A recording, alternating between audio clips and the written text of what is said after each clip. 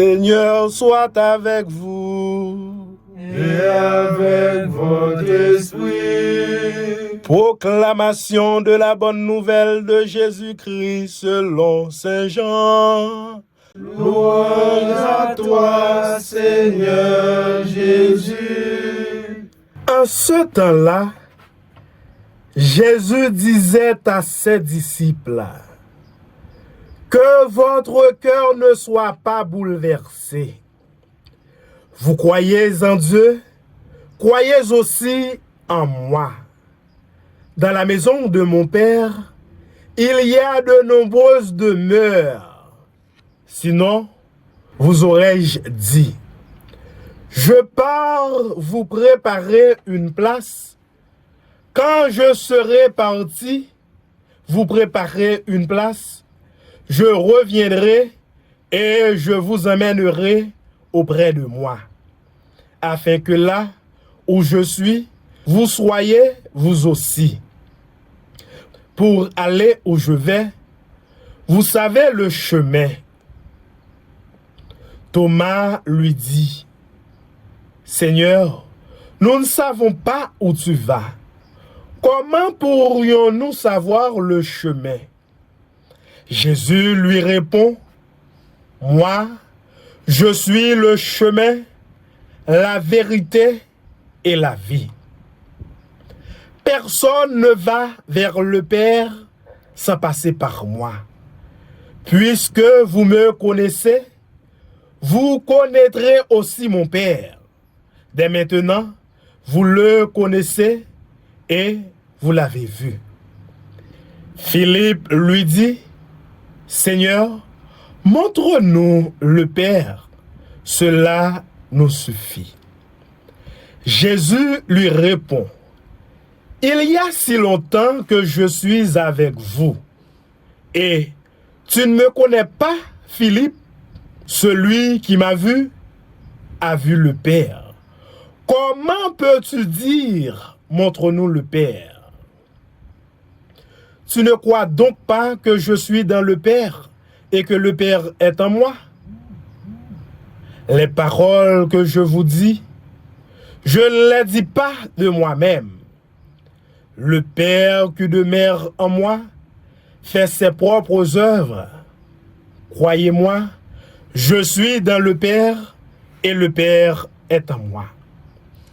Si vous ne me croyez pas, croyez du moins à cause des œuvres elles-mêmes. Amen.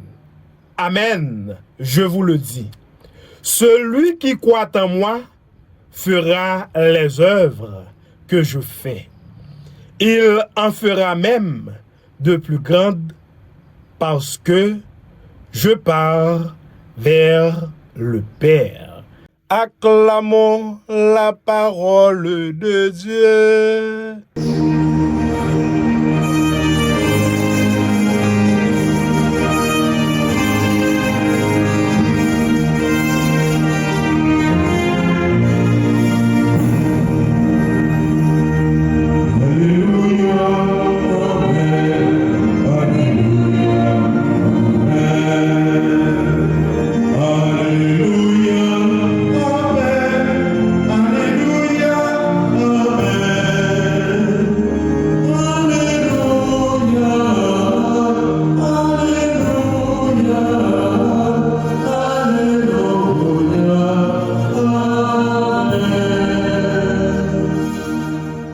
Croire et vivre de notre foi. Frères et sœurs dans le Christ, nous célébrons le 5e dimanche de Pâques de l'année liturgique A. Aujourd'hui, je voudrais rapidement reprendre avec vous les 4 lectures que nous venons d'entendre. Je dis bien 4. Car entre ce que nous appelons la première lecture et la seconde lecture, il y a la proclamation du psaume. Or, les psaumes font partie de la parole de Dieu.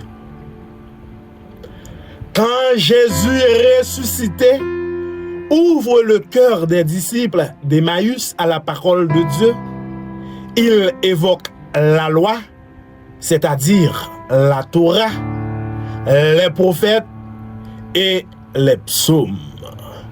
Luc chapitre 24, verset 44.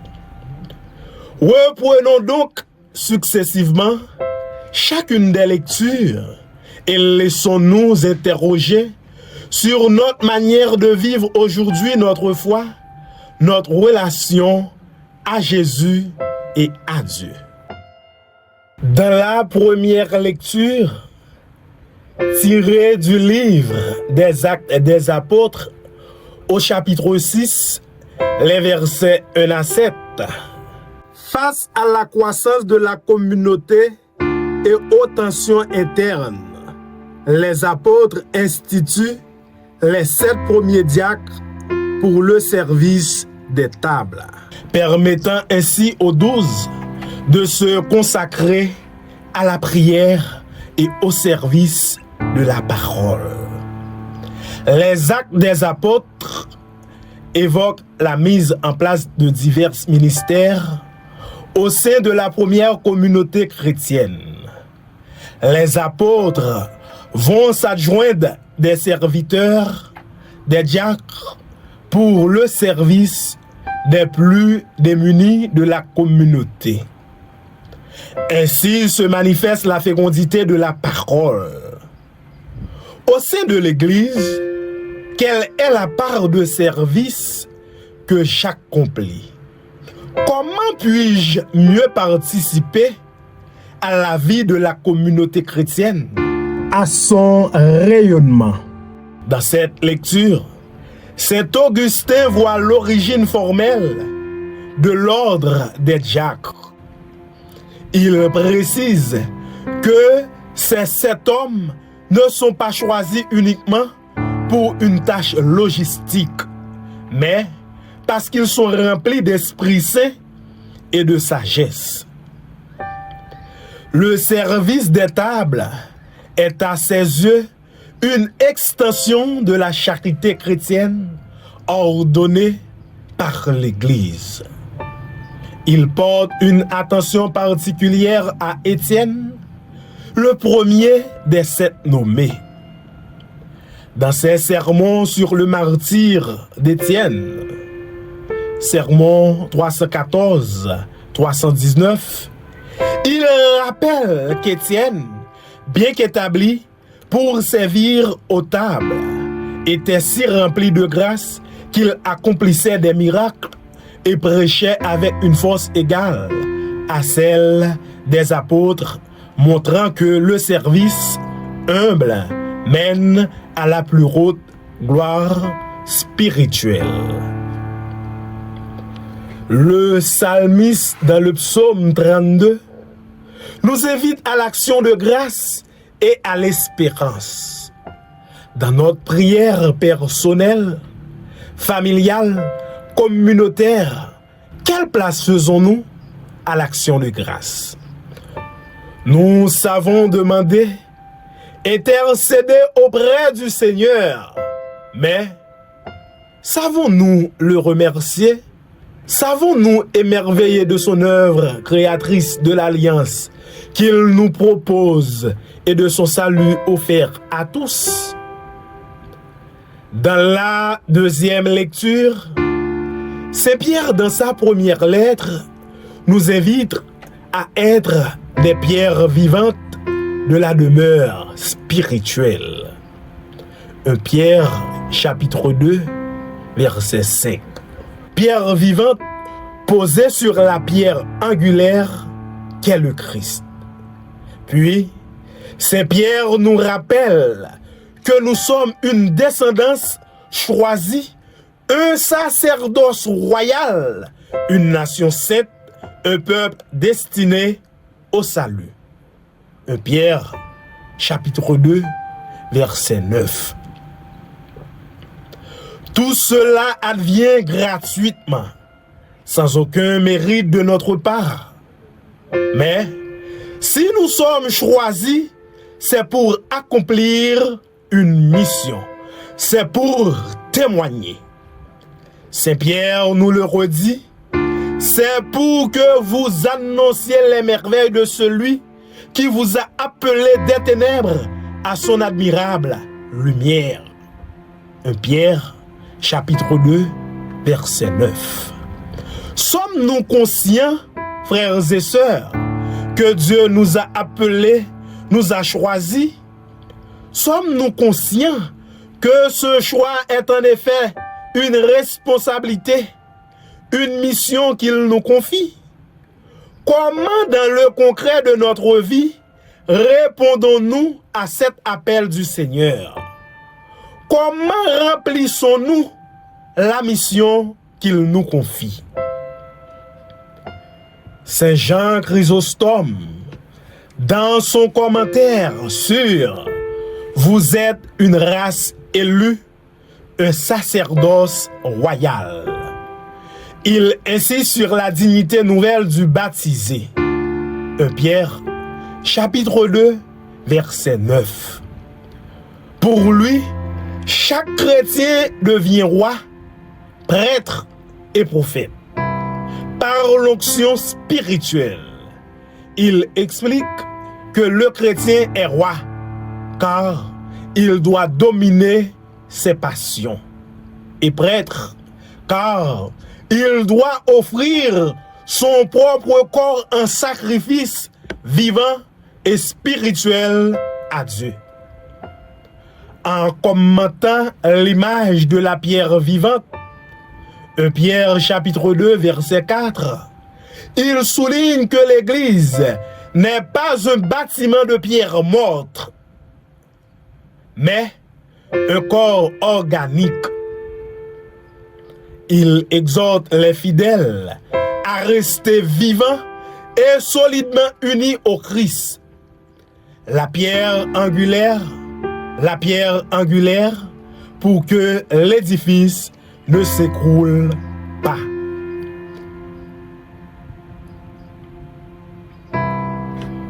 Concernant l'évangile d'aujourd'hui, il nous faut d'abord le remettre dans son contexte.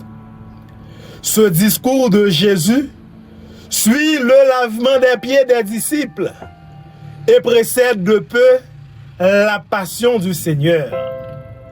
Dans ces circonstances graves, il encourage ses disciples que votre cœur ne soit pas bouleversé. Vous croyez en Dieu, croyez aussi en moi. Jean chapitre 14, verset 1. Aujourd'hui encore, parfois, devant des situations personnelles ou familiales, notre cœur est bouleversé. Et Jésus nous invite à être des hommes et des femmes de foi.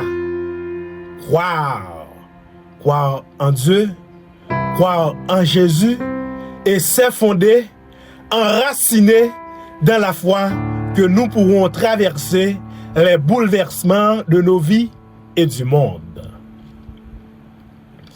Savons-nous, frères et sœurs, nourrir notre foi par des temps de lecture, par des temps de prière, par une vie sacramentelle? Oui, pour une part, puisque nous sommes réunis ici autour de l'autel. Et, en même temps, il nous faut sans doute encore progresser dans l'approfondissement de notre foi, de notre relation au Seigneur. Saint Cyril insiste sur le fait que Jésus demande une foi identique à celle que l'on porte à Dieu. Croyez en Dieu, croyez aussi en moi. Pour Saint Cyril, cette exigence prouve la divinité du Christ. Si Jésus n'était qu'une créature, exiger le même degré de foi que pour le Père serait un blasphème. Le Christ calme le trouble des disciples en se présentant comme leur sécurité divine face à son départ imminent. Comme les disciples de Jésus, nous sommes invités à vivre au niveau théologal de foi, d'espérance et de charité au cœur de notre monde. Invités à poser un regard de foi sur ce monde et à y œuvrer comme disciples de Jésus. Jésus qui affirme à Philippe: « Je suis le chemin, la vérité, la vie. Personne ne va au Père sans passer par moi. » Jean chapitre 14, verset 6. Jésus ouvre pour nous de nouvelles perspectives. C'est lui et lui seul qui peut nous conduire, nous mener au Père. Il est non seulement l'alpha et l'oméga, le premier et le dernier, comme l'indique le siège pascal, mais tout l'itinéraire se vit avec lui, en lui et par lui. Il est la vérité et nous oblige à faire la vérité sur nos vies.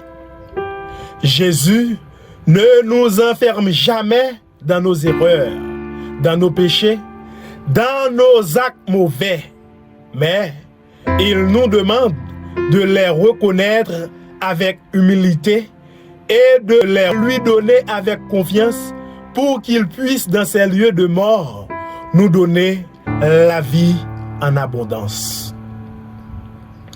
Le verset 6 nous dit que le Christ est le chemin, la vérité et la vie. Ce verset est le cœur de l'exégèse de Saint Cyril. Il explique ces titres de la manière suivante. Le chemin, en s'incarnant, le Verbe a tracé un itinéraire praticable pour l'humanité. Le Christ est le chemin, car c'est par sa chair, son humanité, que nous avons accès à sa divinité et par elle au Père. La vérité, il est la réalité qui met fin aux ombres et aux figures de l'Ancien Testament, c'est-à-dire la loi. La vie, en tant que Dieu, il est la source de l'immortalité qui triomphe de la mort. Et cette vie qu'il veut nous donner en abondance, c'est la vie qu'il reçoit lui-même du Père. Il veut nous voir devenir à notre tour fils et filles bien-aimés du Père. Jésus ne nous attire pas à lui, mais il veut nous entraîner dans le mouvement profond qui est le sien et qui conduit, qui ramène au Père. Jésus évoque alors l'intimité qu'il vit avec son Père. Je suis dans le Père et le Père est en moi. Jean chapitre 14, verset 11. Le vénérable Saint Bède, de son côté, nous parle de la connaissance du Père par le Fils. Jean chapitre 14, versets 7 à 12. En commentant la demande de Philippe, « Seigneur, montre-nous le Père ». Le vénérable Saint Bède insiste sur l'unité de substance. Voir le Fils, c'est voir le Père. Il explique que les œuvres plus grandes que les disciples accompliront ne sont pas dues à leur propre puissance, mais à l'action du Christ glorifié, agissant à travers eux après son ascension. Jean chapitre 14, verset 12. Frères et sœurs, nous entrons dans la profondeur du mystère et nous sommes sans voix devant les perspectives qui s'ouvrent à nous. Mais, frères et sœurs, cette réalité vécue par Jésus, Fils de Dieu, est devenue nôtre par la grâce de notre baptême. La Trinité Sainte a fait sa demeure au plus intime de notre être à ce moment-là. Et chaque Eucharistie, chaque célébration de la miséricorde divine vient vivifier en nous cette vie trinitaire. Si bien que nous pouvons dire d'une certaine manière que Dieu est en nous et que nous sommes en lui. En contemplant le Christ Jésus, nous contemplons ce que le Père veut que nous devenions. Que cette Eucharistie nous donne force et courage, qu'elle nous enracine dans la foi, l'espérance et l'amour, pour qu'au cœur de ce monde, nous suivons le Christ Jésus, chemin, vérité et vie, et que nous le laissions nous conduire au Père. Pour cela, offrons-nous par lui, avec lui et en lui. Amen.